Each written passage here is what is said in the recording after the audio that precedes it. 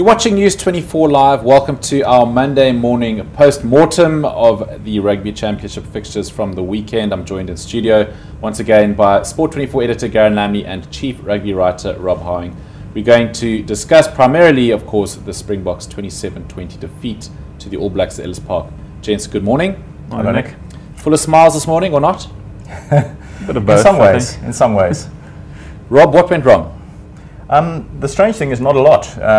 It's one of those quite hard test matches to sort of diagnose, really, because the Springboks played really well again for a large portion of the match. In fact, if anything, they played better for a longer portion of the match than they did against Australia. Remember that they were praised for playing so well for 50 minutes against the Aussies. Here you could say that they played really well for 70 odd minutes. So it kind of tells you that they're building a head of steam, and that perhaps the optimistic view would be in the next match they should play well for 80 minutes, which you would hope they do against Argentina anyway. But it was, you know, as Justin Marshall said, you know, he's one of the sort of leading New Zealand sort of critics these days, and a former scrum half of not too many years ago.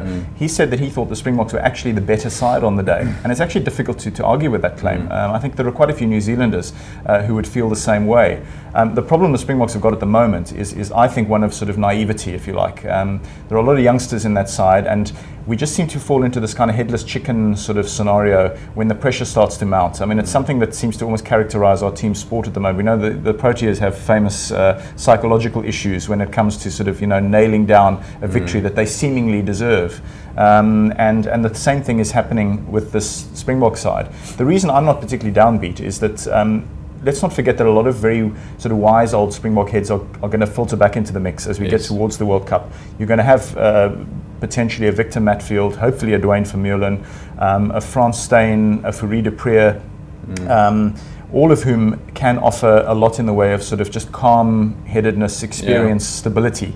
And we saw some very good signs from a lot of the young emerging Springbok players in the game on Saturday to feel reasonably hopeful. I mean, there's been a stream of sort of invective from fans because on paper we're 0 from 2 in the championship, and that of course gets a big foaming lobby going, saying, you know, ditch Heineken, etc. So of course we're not going to do that on the eve of a World Cup. You know, and I fully agree with that because I think he's actually doing quite a good job. I think he's the one coach in South Africa who's showing a willingness to try to sort of evolve the Springbok game plan and get us closer to the All Blacks. I still think they're very much number one, make no mistake. I don't want to come across as too glass half full, but I banked a lot of positives from that game. I'm not depressed. Garen, the Springboks more inexperienced than the All Blacks were. I mean, they had a debut fly half, and I suppose one of the big talking points was just not taking the points on offer again. You know, and the All Blacks are notoriously or famously good at capitalising on opportunities.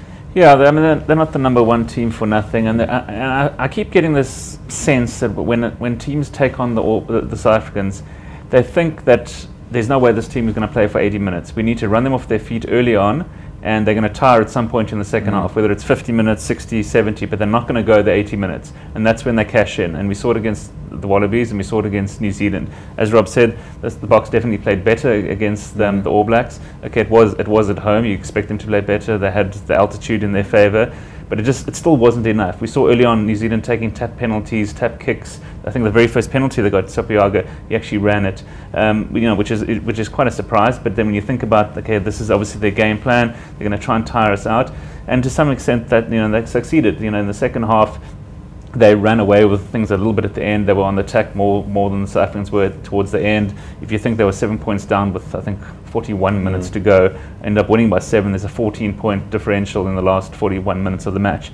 So, you know, I think New Zealand probably deserved to win the game. They seem to be a lot smarter than the South Africans. We saw the line-out try from Richie McCaw. Nobody had seen that before. Clearly the South Africans were caught cold. You know, it looked fairly simple in its execution, the way he just went over virtually unopposed. So, you know, again, like you said, not taking the points on offer, there's a big call that, you know, if you bank the 3 points, even if you're down to 10 men, there's nothing to say that you're definitely going to, down by a man for 10 minutes, there's nothing to say that you're definitely going to score against 14 players. You know, could have kicked the penalty, it would have taken 30 seconds to do so, back on the attack, you know, then set up another try-scoring opportunity. So they're a little bit naive, as Rob said.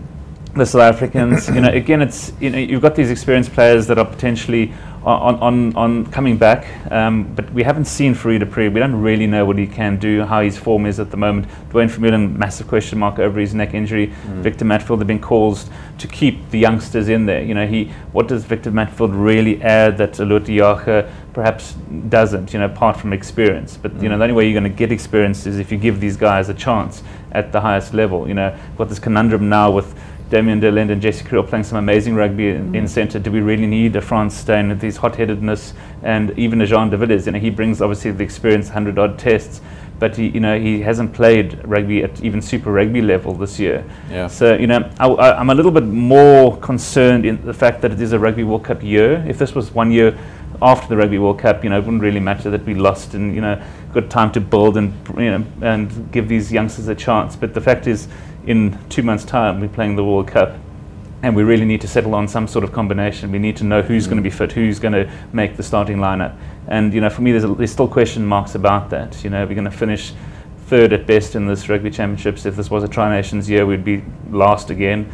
So we've got a lot to build on, and now we've got 2 tests against Argentina, who are the weakest opposition. I'm not too sure how much we're going to learn from them. I'd like to see some changes made. Maybe give a Pat Lambie a chance.